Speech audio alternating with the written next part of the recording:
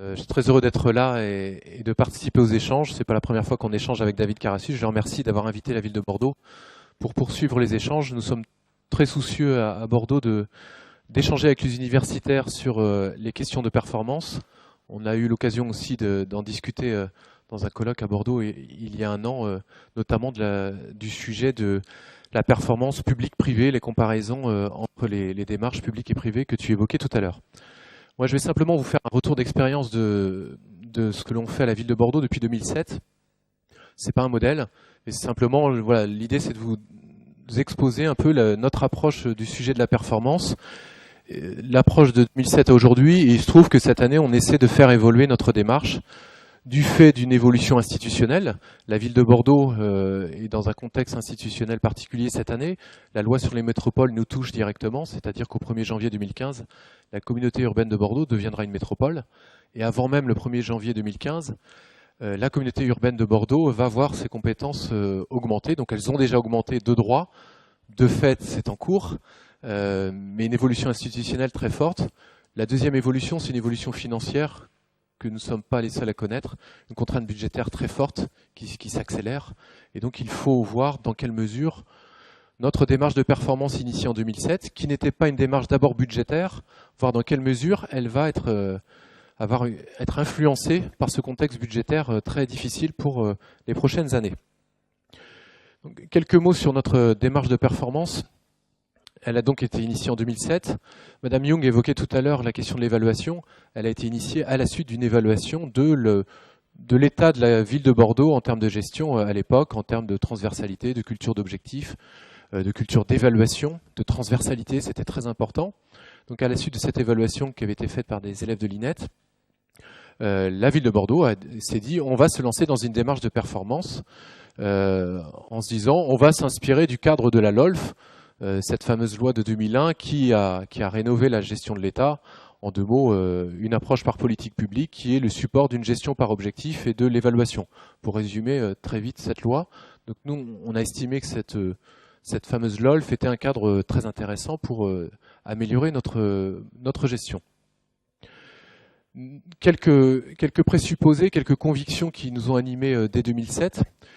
La démarche de performance n'est pas une démarche financière, c'est pas une démarche de contrôle de gestion, c'est une démarche stratégique, et on va le développer tout à l'heure. C'est une démarche politique. La performance n'est pas le sujet de quelques directeurs financiers ou du contrôle de gestion. C'est un peu la fonction que j'occupe aujourd'hui, mais je suis convaincu que c'est pas simplement mon affaire. La performance est une question politique. Et donc c'est comme ça qu'on a essayé d'aborder le sujet. Deuxième conviction, la performance, pour être durable, c'est une question managériale. On peut se faire plaisir en définissant des objectifs entre élus et services. Si on ne mobilise pas toute l'organisation autour de ces objectifs, ça n'ira pas très loin. Donc c'est facile à dire, c'est compliqué à mettre en œuvre, mais on avait au moins cette conviction dans la définition de notre démarche. Deux convictions encore. On a essayé de relier la démarche de performance et la démarche de transparence. Alors là, c'est plutôt l'esprit de la LOLF, avec ses réussites et ses difficultés, se dire qu'il faut avoir une approche par politique publique pour définir de bons objectifs. Il faut avoir une approche non plus par direction, mais par politique publique. Et avoir cette approche par politique publique, ça permet de mieux dialoguer avec le citoyen, puisqu'on a une vision, un budget beaucoup plus lisible. Et donc, c'est plus simple de discuter avec le citoyen. Et à l'inverse, on doit rencontrer le citoyen pour définir nos objectifs. Donc voilà quelques convictions. Dernière conviction, une approche globale de la performance. Je vous le disais, on est dans une démarche d'adaptation de la LOLF.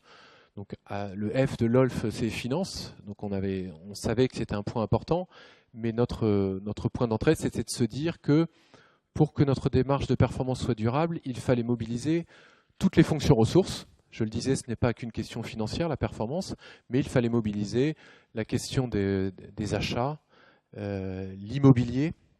Monsieur Cabane évoquait le patrimoine immobilier des collectivités. C'est un point très très important d'une démarche de performance d'une collectivité, la démarche de stratégie immobilière. Donc nous, ça a été un point très important dans notre démarche que je ne vais pas développer ce matin, mais juste pour vous dire que voilà, la démarche de performance, elle mobilise toutes les fonctions ressources. J'en oublie une qui est très importante, c'est les ressources humaines.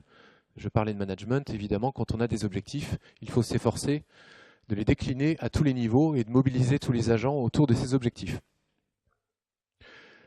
Dernier point d'introduction, mobiliser toutes les fonctions ressources, mobiliser également tous les niveaux de l'organisation. Je le disais, la démarche n'est pas qu'administrative, ça veut dire que le point d'entrée, ce sont les élus. Ce sont eux qui doivent fixer les objectifs avec l'appui de l'administration, avec les propositions faites par l'administration. Mais on ne peut pas aller loin si on n'a pas une entrée par le haut, une entrée par les élus. Et donc c'était le premier point d'entrée. Ensuite, bien sûr, les cadres et les cadres intermédiaires qui sont parfois négligés dans les démarches de performance, alors que ce sont eux qui font le lien entre la stratégie et l'opérationnel. Donc c'est là que ça passe, la performance. C'est là encore facile à dire, difficile à mettre en œuvre, mais on avait cette conviction-là, et bien sûr les agents qui sont les porteurs au quotidien de la démarche de performance. Donc je vais vous illustrer un petit peu ces quelques convictions pour vous présenter notre démarche très vite, avant de voir comment elle va peut-être évoluer dans les prochains mois. Je le disais, on est dans une démarche par politique publique. Donc c'était notre premier travail, ça a été de définir les politiques publiques de la ville de Bordeaux. Alors vous les découvrirez dans la diapo suivante. Il n'y a pas de surprise en soi. Quand on découvre les politiques publiques de la ville de Bordeaux, on se dit, bon, il n'y a pas de surprise, c'est ce que fait une grande ville de manière générale. Pour autant, on peut être sûr que la ville de Nantes, la ville de Toulouse, de Strasbourg n'auraient pas fait tout à fait les mêmes choix. Donc définir les politiques publiques, c'est déjà marquer des choix, marquer une stratégie, marquer la particularité d'un territoire. Ces politiques publiques, je le disais, on est dans une logique transversale de décloisonnement. Ce n'est pas l'organigramme. C'est l'intérêt de la démarche, c'est de dépasser totalement l'organisation et de réfléchir en termes de finalité. Quelle est la finalité de ma collectivité vis-à-vis du territoire, vis-à-vis des usagers? Quelle est la raison d'être de mon action? Et ça a été le critère de distinction de nos différentes politiques publiques. Cela nous a donc amené à rapprocher des directions qui sont dans des directions générales différentes et de les mettre dans les mêmes politiques publiques. Vous voyez où je veux en venir? Il s'agissait d'organiser la confrontation, la rencontre du moins, entre des directions qui ne se parlent pas beaucoup, mais qui contribuent à la même finalité, à la même politique publique. Un exemple qui est le plus parlant, la politique d'attractivité et de rayonnement, qui est très importante à Bordeaux, parce qu'on a une partie du territoire est classée à l'UNESCO, en fait, c'est un point important dans notre collectivité. Un premier secteur, le patrimoine urbain. On est sur tout ce qui est ravalement, notamment. Donc c'est la Direction générale de l'aménagement qui porte ce secteur. Le secteur patrimoine culturel, il y a deux entités qui sont derrière ce secteur. Bien sûr, la Direction générale des affaires culturelles, pour tout ce qui est rayonnement culturel, rénovation des monuments historiques, journée du patrimoine. Donc voilà, il y a de l'investissement, il y a de l'animation. Et puis dans ce secteur, il y a également les mises en lumière. Les mises en lumière, c'est au service technique. Mais il contribue à la même politique publique que la Direction générale des affaires culturelles. Je ne vous livre que des évidences ce matin, mais c'est en discutant avec les services qu'on a pu construire cette approche par politique publique totalement décloisonnée et qu'on a pu organiser ensuite cette rencontre pour des objectifs en commun. Secteur tourisme, dernier secteur qui est encore dans une autre partie de l'organisation. Ça vaut également pour la gestion où l'immobilier est partagé entre plusieurs directions de la ville. Il s'agissait de les faire se rencontrer pour définir des objectifs en commun. Je passe très vite sur la segmentation. Voilà, vous découvrez les 10 grandes politiques de la ville. Elles sont quasiment toutes transversales. Mais le plus important, oui, on peut passer à la diapo d'après. Pour illustrer la démarche, quand on a bâti ce découpage par politique publique, qui dépasse vraiment l'organisation, l'organigramme, on a organisé dès 2007 la rencontre entre les élus et les services, et entre les services entre eux, autour de ces objectifs. On va mettre toutes les diapos. Donc ça, c'est le système qui existe depuis 2007. Et j'évoquerai tout à l'heure, je vais revenir en arrière. On est en train de faire évoluer ce système. Donc je vous présente le système actuel. Je le disais, on part d'en haut. Donc quels sont les grands objectifs qui nous semblent importants pour l'année suivante? Donc c'est défini en juin-juillet. Et ensuite, au mois de juillet, on organise une rencontre entre les élus et les services, adjoints ou conseillers municipaux délégués. Et les services, ce ne sont pas que les DG directeurs, pour reprendre la question du management, ce sont aussi les cadres intermédiaires qui sont parfois responsables de secteur. On se moque de leur position dans l'organigramme. L'important, c'est qu'ils soient vraiment en responsabilité sur le secteur. Et on organise cet échange sur les objectifs par rapport à ce qui peut être proposé l'année suivante en fonction de l'environnement de la collectivité, des objectifs des collègues d'autres directions. Donc une réunion, 5 grosses réunions en fait, pour échanger sur ces objectifs. Cette démarche-là est suivie bien sûr par l'arbitrage budgétaire. Notre démarche, forcément, elle s'appuie sur le cycle budgétaire qui rythme la vie de la collectivité. Et donc il s'agissait, dans la philosophie, vous le voyez bien, et c'est l'esprit de la LOLF, déterminons ce que nous voulons faire et ensuite on va caler le budget en fonction de ces orientations. Évidemment, en orange, la partie démocratique, ce qui est évoqué au conseil municipal. Depuis 2007, on a des rapports, notamment un rapport du budget, beaucoup plus lisible qu'auparavant, puisqu'il est présenté par politique publique, et ça a été apprécié dès 2007 par les élus de la majorité et de l'opposition. Sans surprise, en N+1, on se retrouve pour évaluer ce qui a marché ou pas, et donc on organise un dialogue sur les objectifs et l'atteinte de ces objectifs à la fin du printemps. Ça, c'est un cycle annuel, un rythme annuel, qui correspond donc à certains types d'objectifs annuels, en complément, puisque la démarche de performance elle a plusieurs dimensions et plusieurs dimensions temporelles. On a des objectifs annuels, infra-annuels, qui vont assez naturellement être mesurés par des indicateurs. En revanche, on a des objectifs de moyen long terme qui vont plus naturellement être évalués par l'évaluation des politiques publiques que vous découvrez en bas de diapo. Chaque année, on évalue entre 2 et 4 politiques publiques. On les fait évaluer, en l'occurrence, par des cabinets extérieurs. Et le calendrier n'est pas anodin. En juin-juillet, ces évaluations sont terminées, c'est-à-dire qu'il s'agit d'alimenter les objectifs de l'année suivante lorsqu'on se revoit en juillet. Donc on n'a pas mis l'évaluation à part, l'évaluation de politique, on l'a intégrée vraiment à notre cycle de pilotage. Et ça, c'est important d'avoir une démarche totalement intégrée pour alimenter la décision. Notre démarche, vous le comprenez, c'est d'essayer d'atteindre un objectif de la performance, un des éléments de définition de la performance. La performance, c'est la capacité à prendre des décisions en connaissance de cause. Donc notre préoccupation, ça a été de donner un maximum d'éléments pour prendre de bonnes décisions, avec un maximum d'informations, une confrontation de points de vue. Alors, je vous le disais, les choses sont en train d'évoluer. Ça fait 7 ans qu'on est dans cette démarche et on s'est rendu compte qu'il y avait des points d'amélioration. Un des points d'amélioration, c'était le lien entre objectif et budget. Il est a priori naturel, le cycle, le calendrier que je vous ai présenté doit organiser ce lien entre ces deux dimensions, mais les choses sont assez imparfaites. C'est pour ça que, là encore, nous avons fait faire une évaluation de la démarche. J'ai demandé à des élèves de l'INET de venir pendant 3 mois dans la collectivité pour évaluer la démarche. On était en fin de mandat, c'était l'occasion de voir comment on peut améliorer les choses. Donc on a fait une évaluation très participative auprès des élus, DG, directeurs, des cadres, un questionnaire très large auprès des managers avec un bon taux de retour de 40%, qui ne paraît pas énorme, mais les personnes qui font des questionnaires d'évaluation savent que c'est toujours compliqué d'avoir un taux de réponse. Donc là, un taux de réponse satisfaisant qui montrait un certain intérêt pour la démarche, un benchmark, c'est-à-dire qu'ils sont allés voir d'autres collectivités qui s'intéressent à ces démarches de performance un peu stratégiques. Ce qu'il en ressort, c'est l'adhésion à la démarche. C'est un progrès d'avoir une approche par politique publique. C'est un progrès par rapport à avant d'avoir une culture d'objectif, d'évaluation. Donc ça, la collectivité a progressé par rapport à 2006, où il n'y avait pas cette culture d'objectif, pas cette culture d'évaluation. Un point d'amélioration, c'est vraiment améliorer le lien entre objectif et budget. Il n'était pas encore totalement réalisé. Nous sommes donc en train de faire évoluer les choses. Alors, je ne vais pas annoncer encore les choses que je viens de proposer à la direction générale. Je vais simplement vous annoncer mes propositions. Je prends ce risque-là. Un des enjeux, et notamment vu la contrainte budgétaire, c'est de rapprocher la démarche par objectif et la démarche budgétaire. Donc la démarche par objectif, on pourrait l'imaginer non plus en juillet mais en septembre, juste avant les arbitrages budgétaires. Ça permettrait vraiment de relier les deux échanges et de commencer déjà à parler un peu de budget lorsqu'on parle d'objectifs. Surtout, le vrai changement, c'est d'avoir une approche globale du budget. Là encore, je livre des évidences, mais il faut qu'on revoie notre arbitrage. Concrètement, vu la contrainte budgétaire, il faut que lorsqu'on parle d'arbitrage budgétaire, on évoque tous les sujets. Et en même temps, le fonctionnement, les crédits de fonctionnement, la masse salariale, l'investissement, les subventions, c'est peut-être déjà en place dans certaines collectivités. Pour nous, ce n'est pas le cas. On a un arbitrage qui est un peu cloisonné. Ma direction évaluation et performance s'occupe aujourd'hui de l'arbitrage sur les subventions aux associations.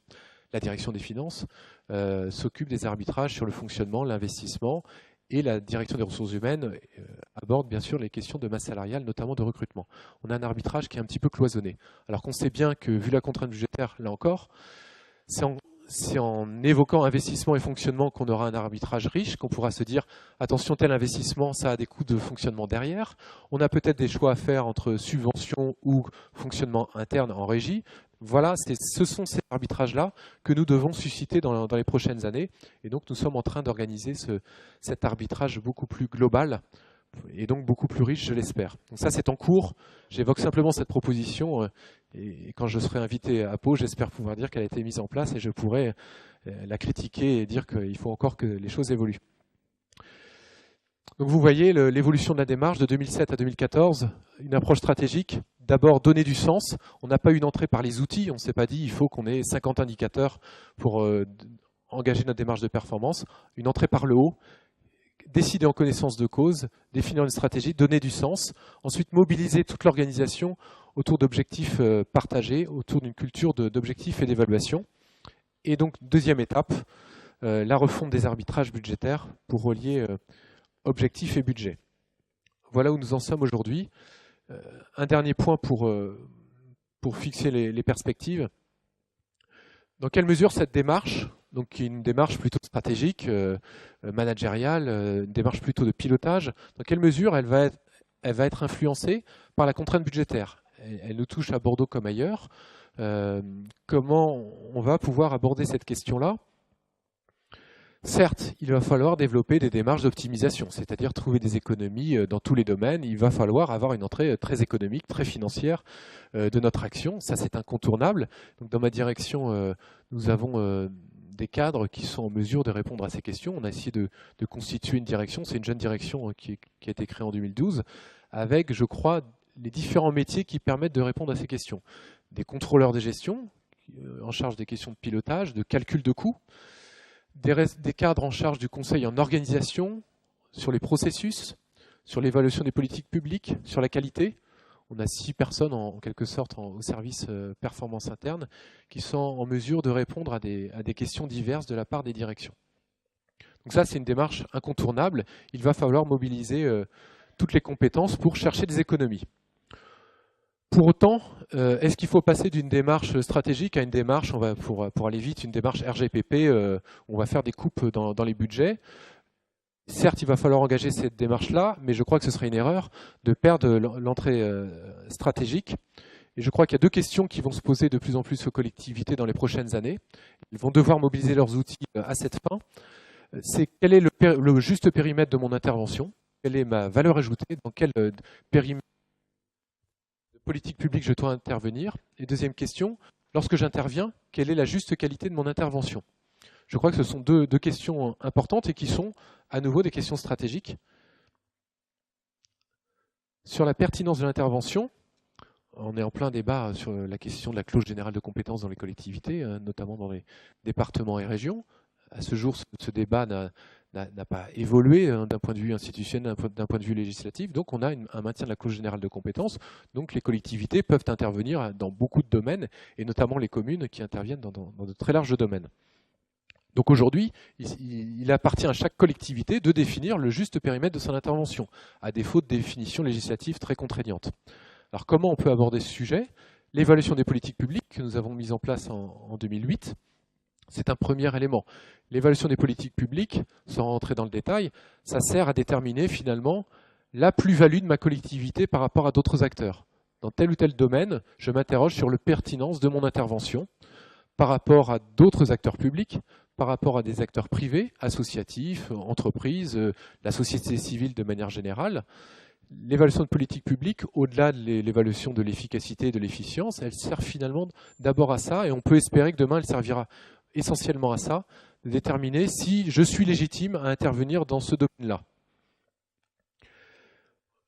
Pour alimenter cette évaluation, et au-delà des évaluations, il va nous falloir toujours mieux connaître les usagers, le territoire. Et donc tous les outils de mesure et de connaissance de nos usagers, de notre territoire, vont devoir être mobilisés dans les prochaines années.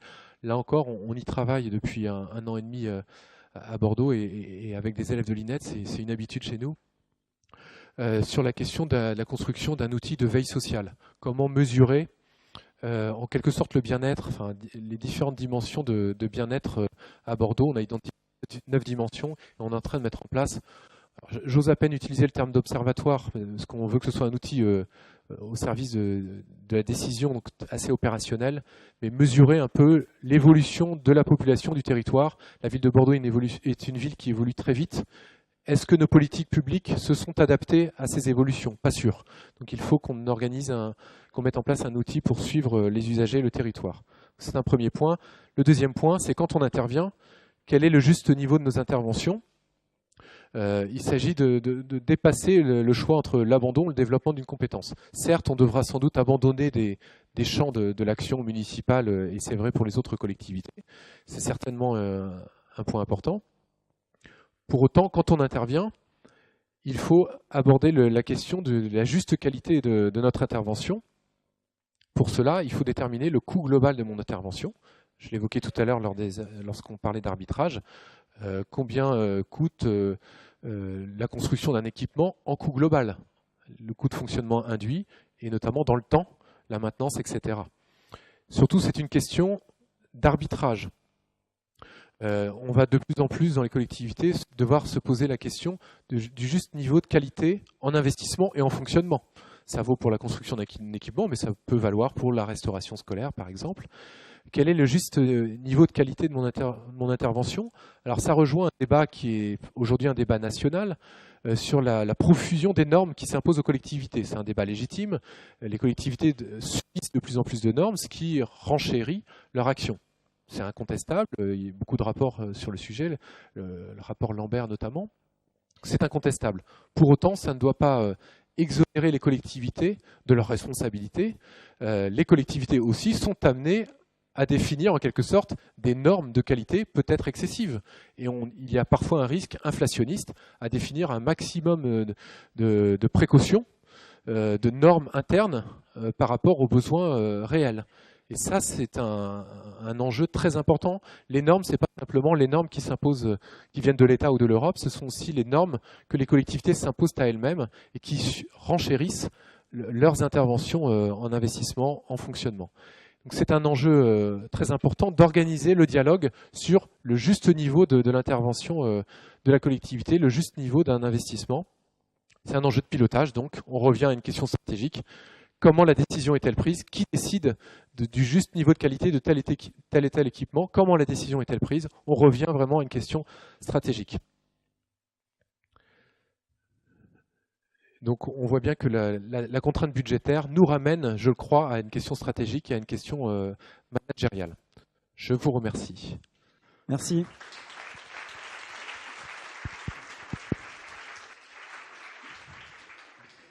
Préparez vos questions, je pense que normalement il doit être nombreuses. Je laisse la parole à Christophe Favoreux pour faire des éléments de lien à la littérature, au concept, et ensuite on embrayera sur des questions. Donc, bonjour à tous. Alors je vais essayer de faire vite puisque David m'a encore réduit mon temps de parole. L'idée de cette intervention, c'était un peu de souligner, à partir de la présentation de Benoît, à partir du cas de Bordeaux, de souligner un peu les points clés, les enjeux liés à l'innovation stratégique dans le secteur public, et de manière à servir de base pour des discussions, des échanges, et à relier ceci par rapport à la théorie, pour montrer que finalement entre recherche théorique et entre problématiques théoriques et les besoins, les demandes des praticiens, il y avait un lien, il n'y avait pas un cloisonnement entre les deux.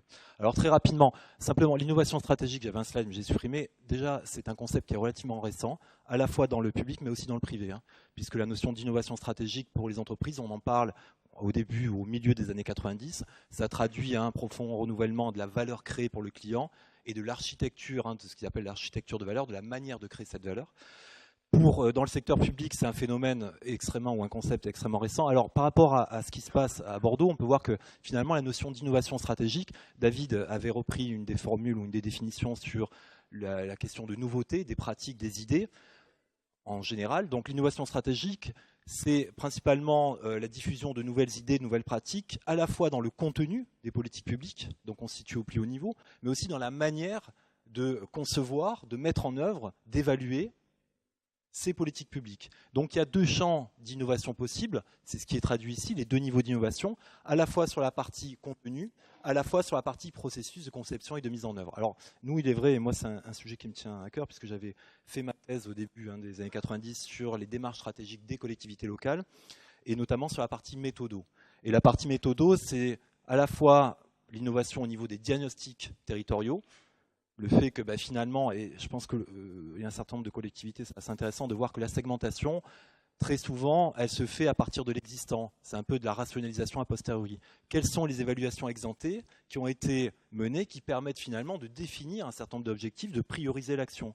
Et il est vrai qu'à ce niveau-là, les méthodologies d'analyse, que ce soit du diag interne, du diag externe, de l'évaluation des parties prenantes, et souvent, cette partie-là est souvent manquante. Et là, c'est un champ d'innovation, à mon sens, qui est important. La formulation, on l'a vu dans la manière de formuler des politiques en termes d'objectifs, de priorités.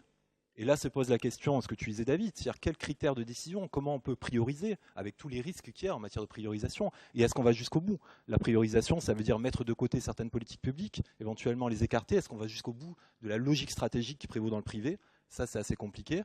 Et puis il y a la partie innovation sur la mise en œuvre. L'évaluation. Alors, d'abord la mise en œuvre, on le verra. Est-ce qu'on est dans une mise en œuvre finalement purement interne, participative? Quel type de gouvernance? Et puis l'évaluation aussi. Quel type d'indicateurs, quel type de tableau de bord? Donc, deux champs d'innovation au niveau stratégique pour les organisations publiques.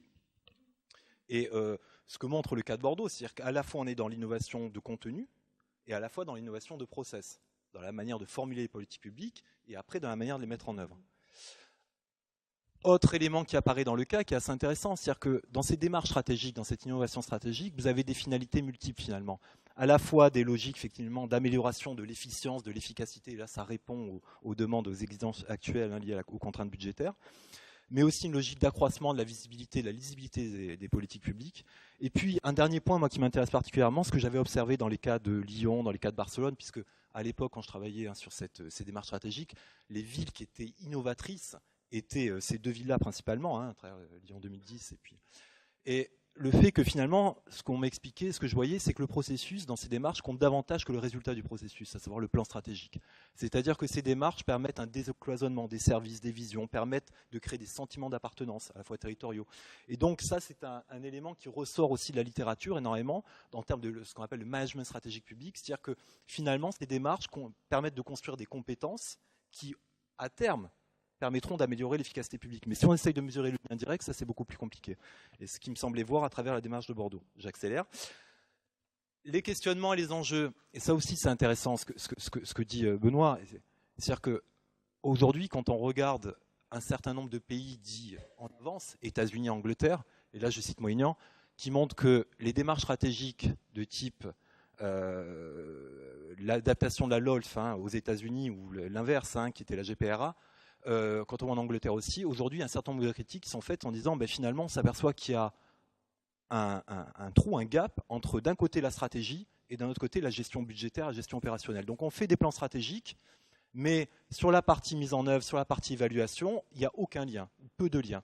Et donc même aux États-Unis, où on nous a vanté justement la mise en place de ces démarches stratégiques au niveau fédéral, on a cet élément-là. Et ce qui semble ressortir un peu, cette difficulté à lier la partie budgétaire, opérationnelle à la partie stratégique.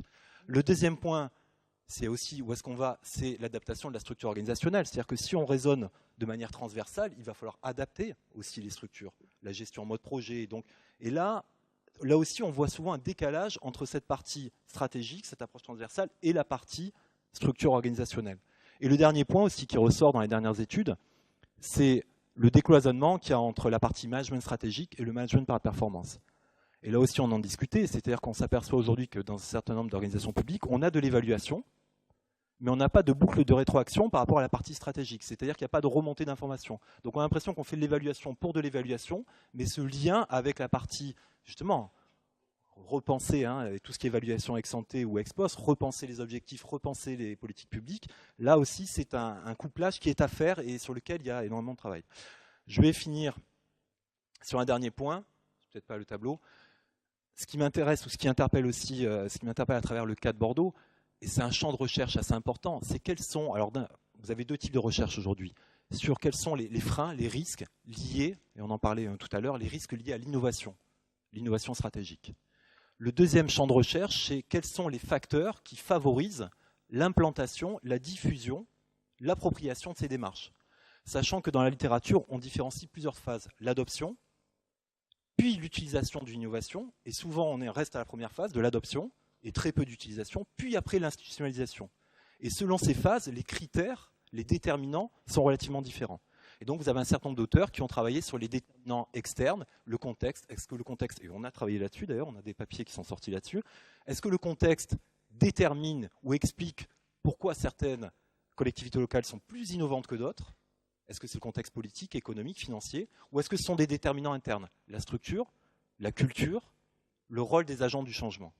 Et juste pour info, et ce qu'on avait vu dans nos papiers, mais ce qui semble être un résultat généralisé, c'est que les déterminants internes sont beaucoup plus importants que les déterminants externes. Ce qui est positif, c'est-à-dire qu'on n'est pas déterminé par son contexte. Et là, il y a un grand champ de recherche, et je pense que le cas de Bordeaux est intéressant, puisqu'il y a une expérience. Ça fait plus de 7 ans. Essayer de comprendre quelle est la dynamique d'innovation et de diffusion des innovations dans les organisations publiques. Et on pourra discuter là-dessus, quels ont été les facteurs qui le favorisaient, quels ont été les facteurs de blocage, quelles sont les limites, les risques culturels aussi. L'innovation, c'est une perturbation, c'est un changement. Surtout si cette innovation n'est pas incrémentale, mais au contraire une innovation de rupture. Dernier point, je ne vais pas passer ça, David. Dernier point. Il y a quelque chose qui est très à la mode aujourd'hui dans la littérature, dans la recherche académique, c'est ce qu'on appelle l'innovation collaborative, qui existe dans le monde privé, c'est en fait l'innovation ouverte. Et c'est un modèle d'innovation à la fois stratégique, c'est-à-dire est-ce qu'on a intérêt et est-ce qu'on devrait ouvrir les processus d'innovation, alors aussi bien effectivement, là c'était du participatif en interne, mais avec l'externe, et à travers toutes les technologies. Et donc cette notion d'innovation collaborative, avec tous les risques qu'il y a aussi, est-ce qu'elle est applicable, est-ce qu'elle est utilisable? Alors il y a pas mal de travaux qui se font aujourd'hui là-dessus, sur cette idée que ça peut créer de la valeur ajoutée à plusieurs niveaux, ça permet de générer de nouvelles idées, d'en sélectionner, dans la mise en œuvre aussi, puisqu'on va mobiliser davantage de ressources, de moyens, et dans la diffusion des pratiques, on a un phénomène d'appropriation plus important avec des partenaires externes. Donc c'est tout ce qui est notion de réseau, de partenariat. Donc pour conclure, il y a 3 questionnements sur l'innovation stratégique. Quel type d'innovation? Est-ce que c'est au niveau des process, du contenu? Quelle forme d'innovation? Est-ce que c'est une innovation fermée, ouverte, participative, interne, externe? Et quels sont les facteurs clés? Qu'est-ce qui joue, qu'est-ce qui favorise finalement l'adoption, la diffusion et l'appropriation, surtout l'institutionnalisation de nouvelles pratiques au sein d'organisations publiques? Merci. Merci. Je vais demander à un étudiant de master de bien vouloir venir chercher le micro, s'il vous plaît. On va passer directement aux questions pour un quart d'heure. Ce micro doit marcher pour nous. Donc, des questions sur l'innovation stratégique ou des réflexions particulières par rapport aux propos qui ont été tenus. Et si on ne restait par contre, si on le peut, sur l'aspect amont de la fonction de production, on évoquera tout à l'heure l'innovation organisationnelle, où là on sera plus dans les structures, les individus. Qui commence? Merci, c'est gentil. Oui, vous avez parlé d'innovation ouverte, effectivement. C'est quelque chose dont on parle beaucoup, en particulier dans le privé actuellement. Bon, avec d'autres freins qui ne seront pas ceux qu'on va retrouver dans le public. Mais je voulais aussi savoir ce que vous pensiez de l'innovation participative, c'est-à-dire de la gestion des idées du personnel, de façon structurée. Hein. Je ne parle pas de la boîte à idées. Hein. Je ne sais pas, les deux. Bordeaux, je sais, parce qu'ils ont même eu un prix pour ça. Le printemps des idées. Printemps des idées, tous les ans, la direction des ressources humaines organise un appel à bonnes idées auprès du personnel. Et donc, il y a un jury qui se réunit en fin d'année pour valider les différentes propositions. Et cette démarche qui est bien structurée, qui est bien installée dans la collectivité, a été primée effectivement très récemment. On verra aussi tout à l'heure le cas de la ville d'Aix-en-Provence. Cécile Leny, je ne sais pas si elle est arrivée. Si, elle est là, très bien. Qui nous parlera des contrats innovation aussi avec les agents, puisque l'innovation peut venir, et on ne l'a pas évoqué sur le schéma qui a sauté, mais finalement, il ne faut pas avoir en tête l'idée que l'innovation vient que par le haut, même fut-elle stratégique d'ailleurs. On peut imaginer la stratégie, pour nous, en l'occurrence en tant que chercheurs, elle est le résultat de la confrontation entre une ambition globale qui peut être d'ailleurs une vision top hiérarchie, le maire en priorité si je parle de la commune, avec la réalité concrète du terrain qui est maîtrisée par les agents. Et donc la confrontation, le mix entre les deux peut permettre d'avoir une stratégie qui soit durable et pertinente. Parce qu'on a beaucoup connu de collectivités où finalement on avait des idées, des réflexions stratégiques qui venaient du haut, dans une sorte de planification prépensée et imposée de la haute direction, sans forcément tenir compte des réalités, et on s'aperçoit que ça ne fonctionne pas. Parce qu'une fois qu'elle descend, les agents, n'ayant pas participé à cette émergence stratégique, finalement ne se reconnaissent pas dans les idées qui peuvent être avancées par la haute sphère, je dirais. Mais le contraire n'existe pas non plus. Il ne faut pas imaginer que la stratégie puisse être le résultat des bonnes idées de tous les agents de la collectivité. On a plutôt, nous, tendance à penser que le management stratégique collaboratif ou participatif naît de l'interaction entre les différents acteurs. Et d'ailleurs, c'est pourquoi aujourd'hui on crée de l'interaction aussi entre universitaires et praticiens. Je crois que la vérité existe dans l'échange et pas forcément sur une des deux positions. Juste sur le participatif. Oui, ce que disait David là, sur ce modèle, j'ai pas eu le temps de les présenter, mais les trois approches, approche planificatrice, descendante, ascendante, modèle politique, c'est un mix entre les deux. Sur le participatif, bien évidemment, c'est toutes les théories du changement. Plus vous impliquez en amont les acteurs, plus ils seront susceptibles de mettre en œuvre ce changement. Je vais vous montrer, pour moi, l'aspect peut-être négatif, le participatif externe ou interne, c'est les temps. Le coût, c'est-à-dire que ces échanges, quand j'avais travaillé sur Lyon notamment, c'est-à-dire que c'est un temps infini d'échanges qui peut susciter énormément de frustration. C'est-à-dire que si ces idées réellement, si on ne perçoit pas l'output de sa participation, très vite il y a un désengagement qui se fait. Et puis on s'aperçoit que dans cette participation, notamment pour le collaboratif externe, c'est-à-dire que vous avez des professionnels de la participation, c'est-à-dire que l'idée d'intérêt général ou de gouvernance généralisée, on s'aperçoit que finalement, ce sont souvent ceux qui sont les mieux organisés en groupe ou en groupe d'acteurs qui arrivent à faire passer leurs idées. Donc, il y a un certain nombre de risques qu'il faut connaître. Il y a des temps de développement, des coûts de développement de cette participation, mais qui est relativement importante.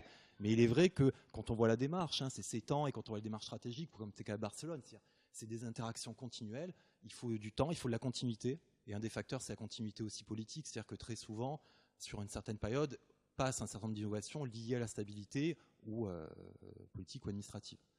Mais c'est le modèle vers lequel on tend, mais avec toutes les difficultés et tous les coûts qui peuvent exister. Ouais. Une autre question dans la salle? Peut-être vous présenter, donc Madame Young, vous la connaissez, elle est intervenue tout à l'heure. Ici, une question là. Arnaud Mandeman, DGS du département des Pyrénées-Atlantiques. Ma question était aux deux interlocuteurs, parce que vous avez tous les deux intervenants, employé la même formule. Vous avez dit, vous, Monsieur Lyon, les politiques publiques, ce n'est pas l'organigramme, et vous avez dit, vous, adéquation, structure organisationnelle, la segmentation stratégique. Qu'est-ce qui vous empêche à Bordeaux de mettre en place votre organisation en phase avec votre planification stratégique? Il y a deux écoles, en effet. Voilà. Il y a l'école bordelaise, alors ça fait très droit public, mais à Bordeaux, on n'a pas annoncé en début de démarche qu'on allait adapter l'organigramme à la segmentation politique. Je ne vous cache pas que moi, je me disais, quand je suis arrivé à Bordeaux en 2007, ce serait quand même plus simple si je peux arriver à changer l'organigramme. Enfin, ce n'est pas moi, mais à suggérer cette bonne idée au directeur général des services. Ça ne s'est pas fait comme ça. Alors, après, c'est toujours facile de réinterpréter les choses, mais je ne le regrette pas, parce que pour le coup, je trouve ça très intéressant dans les réunions qu'on a sur les objectifs et sur l'évaluation, d'organiser la confrontation de points de vue. Et je me dis qu'il y a plus de chances qu'il y ait une confrontation de points de vue si les gens sont éloignés dans l'organigramme. Si on les met tous dans la même direction, ils risquent de penser la même chose. Enfin, je caricature volontairement. Le fait qu'ils soient dans des DG différentes, du coup, ils vont apporter leur point de vue sur telle ou telle politique publique. Si toute l'année, ils sont dans le même bureau, je me dis qu'il y aura ce sera peut-être moins riche. C'est un pari que je fais, donc je me dis que c'est pas plus mal qu'on n'ait pas adapté l'organigramme, mais j'en fais pas une réponse définitive. D'autres collectivités ont fait l'inverse.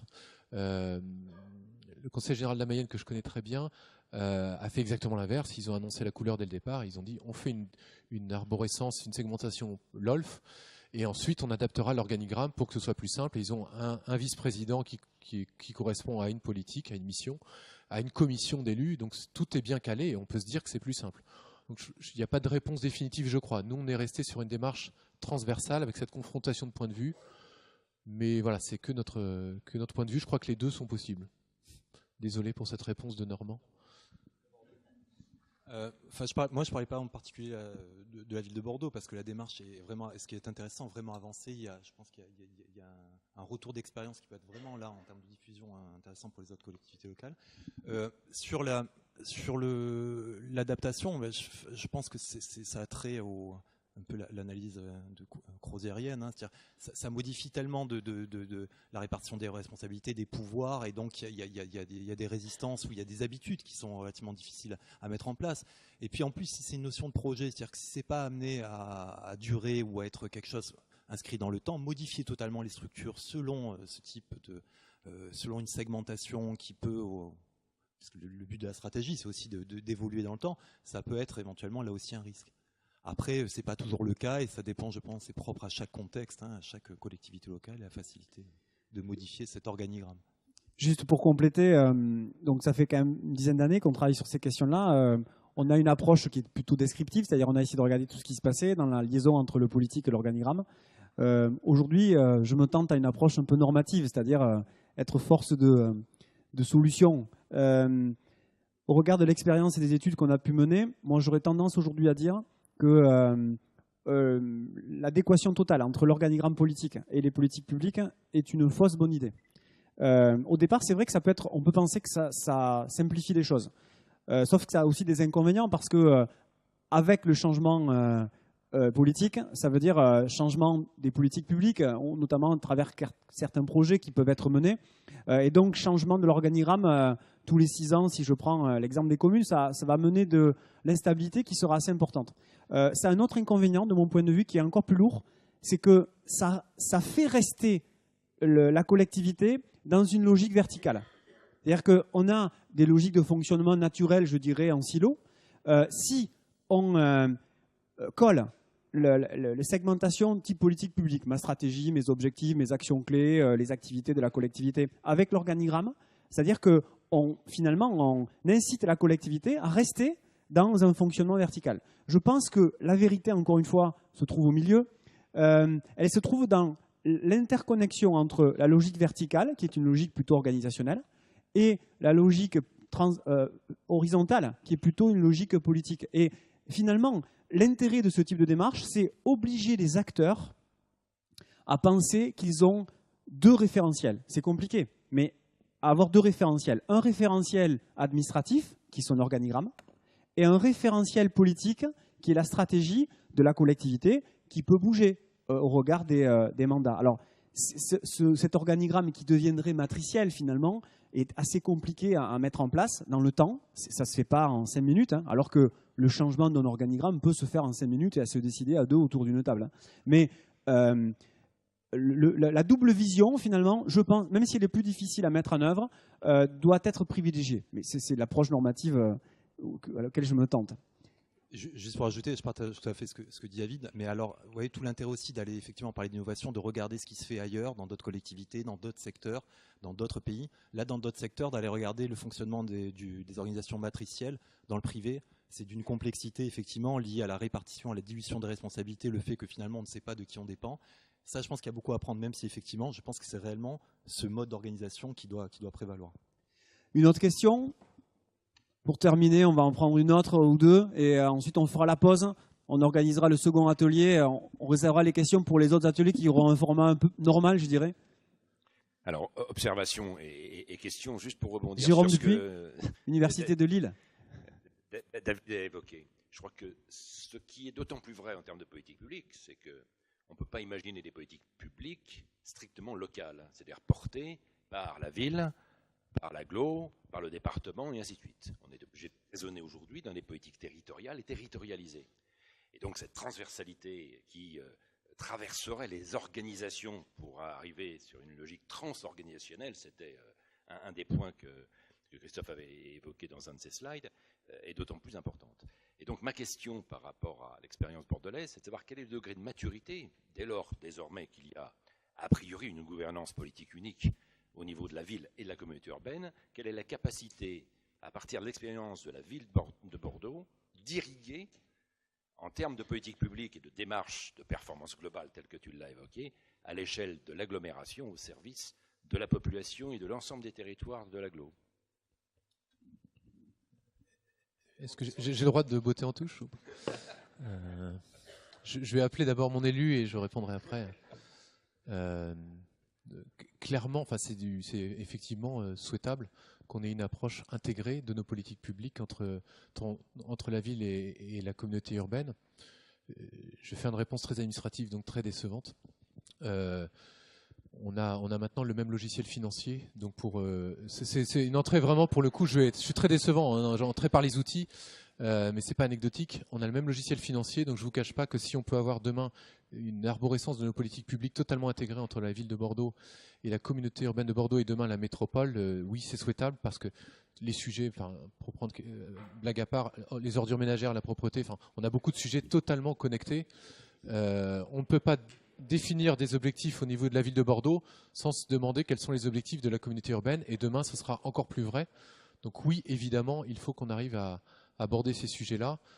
Après avoir géré les transferts de compétences, il faudra qu'on aborde ce sujet, mais sans surprise, j'ai un petit peu en tête cette question-là. Oui. Une dernière question, après on fera la pause. Monsieur derrière, non, c'est derrière. Oui, bonjour Philippe Laporte, DGS de la ville de Périgueux. Ma question s'adresse à Benoît. Tu n'as pas beaucoup parlé des politiques RH, sachant que la performance collective est souvent quand même la résultante des performances individuelles. Donc, qu'est-ce que vous avez mis en œuvre en gros pour avoir de plus en plus de gens performants et de moins en moins de gens non performants? Donc ça, c'était ma première question. J'ai pas de chiffres précis à donner. Hein. Non, mais est-ce qu'il y a une statistique précise? Enfin, avec des outils évidemment basiques, l'évaluation, les processus de recrutement, etc. Et deuxième question, tu as parlé pas mal de surqualité. En termes de politique des achats, comment vous êtes aussi structuré pour traiter cette surqualité? Est-ce que c'est une centralisation, une décentralisation pour diffuser les bonnes pratiques des achats? Je réponds d'abord à cette question. Les achats, on a recruté 3 acheteurs qui venaient du privé, comme souvent dans ce cas-là, qui sont en charge de la mutualisation des achats, de l'achat économique, et donc qui s'efforcent de mutualiser les achats, effectivement, de restreindre finalement le champ de possibilités en termes d'achat, qu'on ne puisse pas acheter n'importe quoi sur catalogue. Je vais très vite, hein, je suis un peu caricatural, et donc ils ont fait un très gros travail, réaliser de très grosses économies. Et pour tout vous dire, maintenant le chantier, maintenant qu'on a mutualisé les achats, qu'on a baissé le coût unitaire et de manière assez importante, c'est maintenant de traiter tout le processus. C'est pas parce qu'on a baissé le coût unitaire que la facture baisse, c'est-à-dire qu'il faut maintenant s'occuper de l'achat en tant que tel, la fin du processus. Je force le trait très volontairement, mais si on baisse de 10% le prix, on n'aura pas atteint nos objectifs si les directions consomment 10% de plus. Pour forcer un peu le trait. Mais c'est pour vous dire que voilà, on est sur tout le processus. On a traité plutôt le processus d'achat en tant que tel, de marché public, en mutualisant, en recensant mieux nos besoins, en rapprochant les services, et on continue à le faire. Sur le mobilier urbain, là, on a travaillé avec les directions très récemment sur le sujet. Maintenant, il faut qu'on aille jusqu'au bout du processus, jusqu'à l'approvisionnement. Et on est en train de le traiter en ayant des magasins mutualisés de plus en plus, donc pour arriver au bout de ce processus. Un magasin mutualisé sur les fournitures scolaires notamment, et avec une professionnalisation de cet achat et du coup une recentralisation. On est vraiment dans les collectivités, dans des cycles où on décentralise et on recentralise après, et les deux se valent évidemment. Mais là, sur les achats, on est en train de recentraliser, professionnaliser la fonction d'achat jusqu'au bout, donc jusqu'à la commande, et c'est cette partie-là qu'on n'avait pas encore bien traitée. Pour revenir sur les questions RH, un premier sujet classique, l'évaluation des agents. On a 3 niveaux d'évaluation, vous l'avez vu, l'évaluation des politiques publiques, l'évaluation annuelle au niveau des secteurs. Évidemment, le troisième niveau qu'on a abordé, en 2009 en l'occurrence, c'est l'évaluation des agents. Donc on avait jusqu'à présent une notation des agents, dont on connaît la pertinence. Une évaluation qui existe toujours malheureusement. On n'est pas passé totalement à l'autre système d'évaluation et d'abandon de la notation. Donc on a un système d'évaluation qui nous permet justement de décliner les objectifs stratégiques, les objectifs au niveau des politiques publiques, au niveau des agents. ne serait-ce que pour que l'agent connaisse bien les objectifs des politiques publiques. On est parfois très déçu de savoir que les agents ne sont pas informés des objectifs de la collectivité. Ce n'est pas de leur faute, c'est qu'on ne leur a pas dit. Donc cet outil-là de l'évaluation des agents, elle sert aussi à rappeler les objectifs qui le dépassent.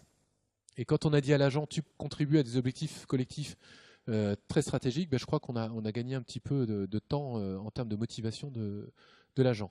Après, les enjeux RH, c'est bien sûr les questions d'absentéisme. On est comme toutes les collectivités, on essaie d'y travailler autant que possible, mais c'est un enjeu très fort en termes d'optimisation pour les prochaines années. En termes de management, pour relier quand même au sujet RH, on est entré dans un deuxième cycle de formation au management dans la collectivité. Il y avait eu un premier cycle en 2006 et 2007. Et le second cycle a commencé en juin 2013 et se terminera à l'été 2014. Formation des 250 managers de la collectivité. Le premier cycle était vraiment selon un format identique pour tous. Ce second cycle est un format à la carte, c'est-à-dire que les managers avaient un passeport formation de 10 jours et pouvaient choisir des formations en lien avec leur supérieur hiérarchique pour évoluer dans leur management. On est effectivement, c'est ce que je vois derrière la question, dans un changement d'abord culturel. Comment faire se développer la culture de gestion de la collectivité. Et donc nos formations vont servir à cela. On a beaucoup de formations sur la gestion de projet. La semaine prochaine, on va sortir un guide méthodologique qui a été produit dans ma direction, un guide méthodologique de gestion de projet dans la collectivité qui a été construit, on parlait de participatif, qui a été construit avec un représentant de chaque direction générale. Donc on va sortir ce guide avec des documents types très très opérationnels pour bien gérer les projets. Dernier point, et je voyais bien cette question malicieuse sur la rémunération au mérite poindre. On n'a pas vraiment de système en tant que tel de rémunération au mérite. Moi, j'ai pas d'a priori idéologique sur le sujet. Ça me choque pas qu'on récompense les meilleurs, y compris sur le plan financier, et qu'on sanctionne les moins méritants. On sait que ça existe.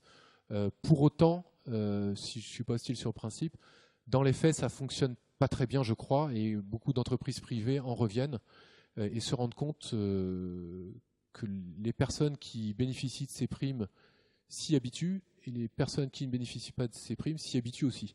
Donc ça peut être un système qui se sclérose également, même si il peut avoir son utilité, mais simplement complémentaire de tous les autres outils RH et managériaux. Donc c'est que la fin de l'histoire éventuellement d'adopter une rémunération au mérite qui ne peut intervenir que quand on a un système d'évaluation très bien intégré dans la collectivité. C'est un préalable. On reviendra sur ces questions qui sont plutôt là, de l'ordre organisationnel. Dans l'atelier numéro 2, juste un élément pour faire le lien avec la partie stratégique. Là encore une vision un peu normative. Au regard des pratiques, on s'aperçoit, si je rebondis sur la question RH, qu'il y a souvent un décloisonnement fort, un cloisonnement fort entre l'approche stratégique, les politiques publiques, les actions menées par la collectivité, l'approche financière. Le budget peut être tout à fait fait de manière indépendante de l'approche politique publique. Et l'approche RH. Si je prends un exemple, on a travaillé avec une collectivité sur cet effet de cloisonnement qu'on a essayé de dépasser. À travers un exemple tout simple, c'est qu'à partir du moment où le projet politique de la collectivité change, il faut absolument que ça ait un impact, par exemple, sur les fiches de poste des agents. Dans les fiches de poste des agents, on a quoi? On a les missions de l'agent, les objectifs vers lesquels ils doivent tendre, les actions ou les activités qu'ils vont mener, voire avec un niveau de détail très fort, les tâches, les compétences de la collectivité. Il nous semble, après je ne dis pas que c'est la vérité, il nous semble qu'il est important qu'à partir du moment où les politiques publiques peuvent changer, qu'il y ait une réflexion sur le degré de cohérence avec les agents et les personnes qui vont mettre en œuvre ce projet politique. Simplement une liaison entre les deux. Voilà, après, je ne dis pas que c'est facile à faire, mais au moins qu'il y ait une liaison entre les deux. Je propose qu'on fasse une pause et on engage le débat sur le deuxième atelier après la pause.